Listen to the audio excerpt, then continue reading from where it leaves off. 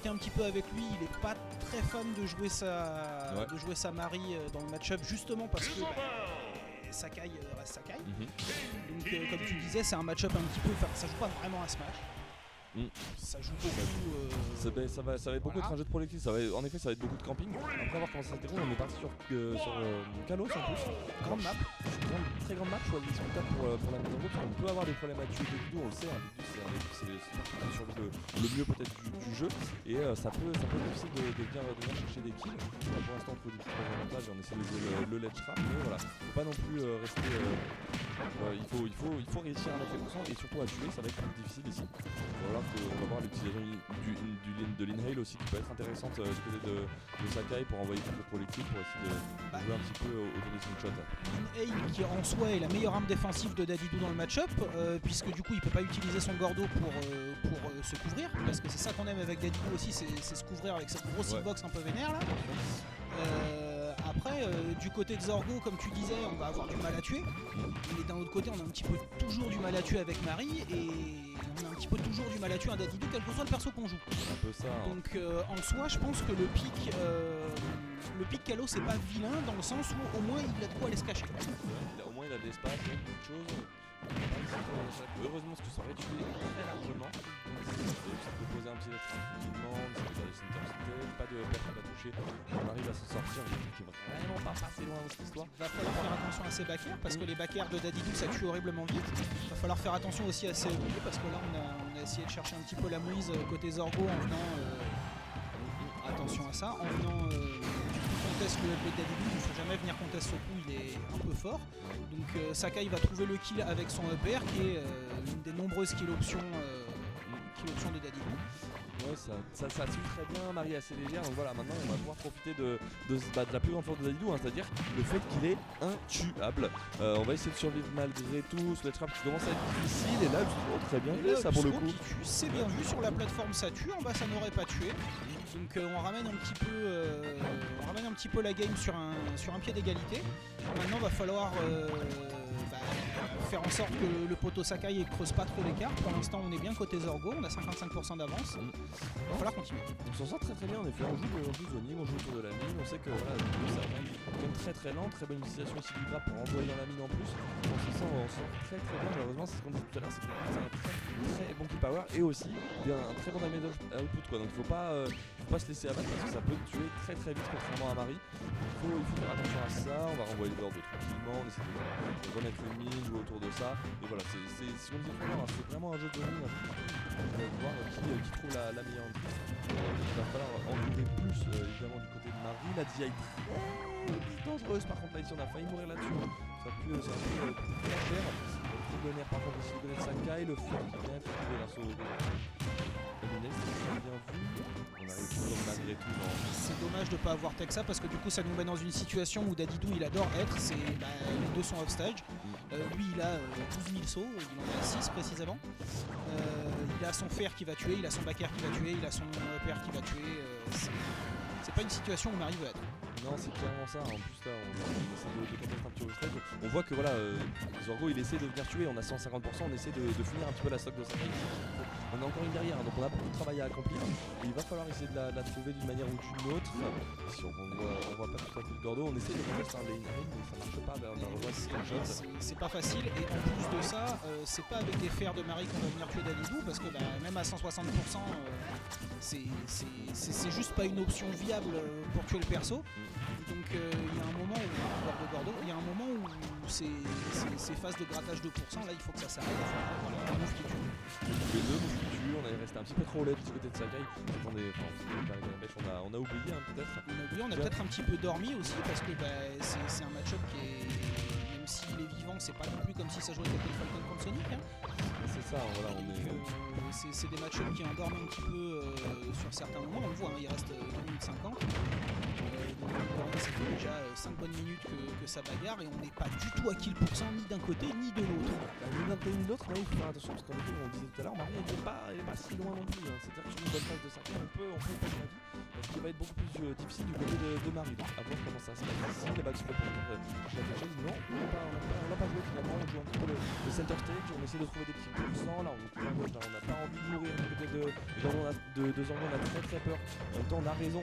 On commence à atterrir dans les pourcents où un mauvais back air, ça peut coûter très cher. Un mauvais back air avec un petit peu de rage, parce que Dadidou fait partie de ces personnages qui profitent énormément de la rage, dans le sens où la plupart de ses coups sont déjà des coups qui tuent horriblement vite. Si en plus il a un petit peu de rage qui vient toucher ce back air bien space, ça peut être très vilain pour Zorgo.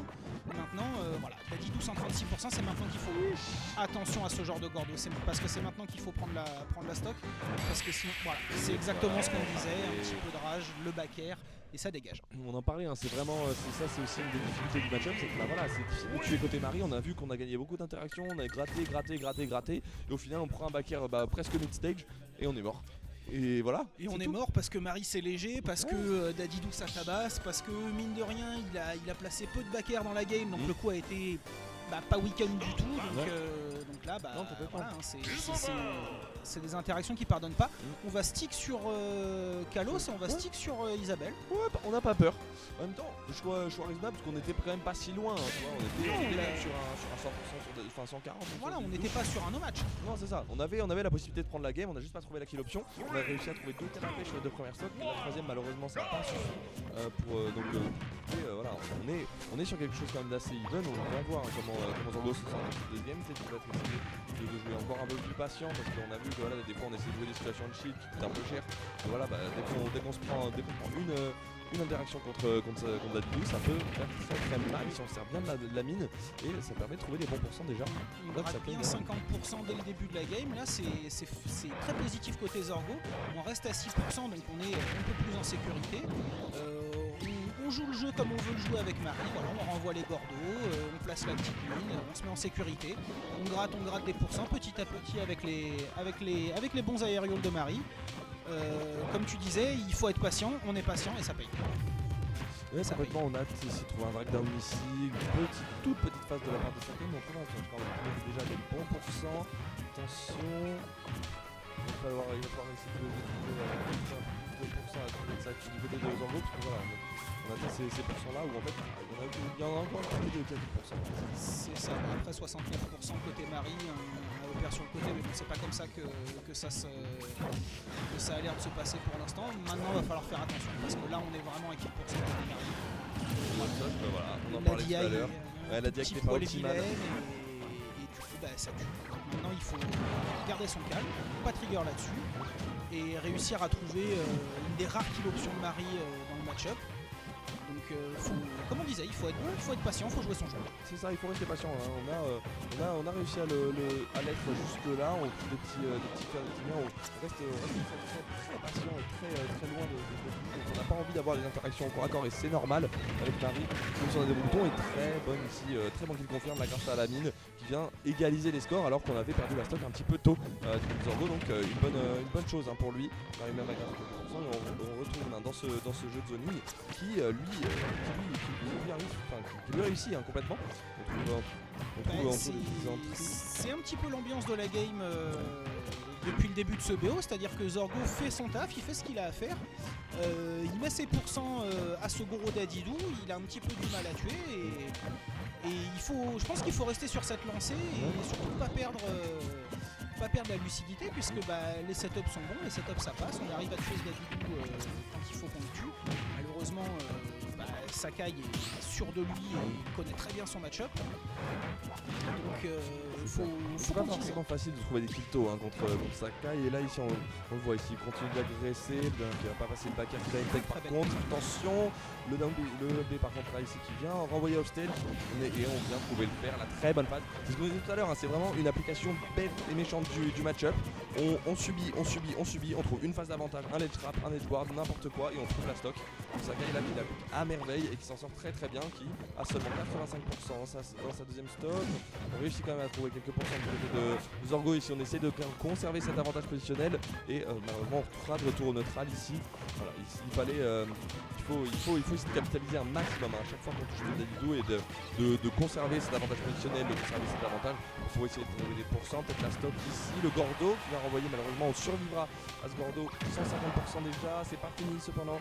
On essaie de trouver, de pousser encore plus du côté de Zorgo, de trouver la stop, ça ne suffira pas donc on extra, normal, on essaie de jouer avec garde. Là, ça va être difficile ici. On se retrouve dans la même situation depuis le début, à savoir Sakai à 180 000% et Zorgo qui n'arrive pas à tuer. Bon, là c'est le propre du match-up, voilà, là on trouve les options qui tuent. A noter qu'il aurait pu tech, donc c'était même pas sûr de faire attention à ce gros marteau. Voilà, parce que ce gros marteau il est punitif, il tue très vite. Sakai le sait, Zorgo apparemment non. J'espère pour lui qu'il aura appris de ses erreurs. C'est dommage parce qu'il a pas démérité. Non, il a vraiment bien joué, il a essayé de faire tout ce qu'il pouvait, malheureusement ça suffisait pas. Catégorie du stream, je change la catégorie du stream déjà. Non, il a vraiment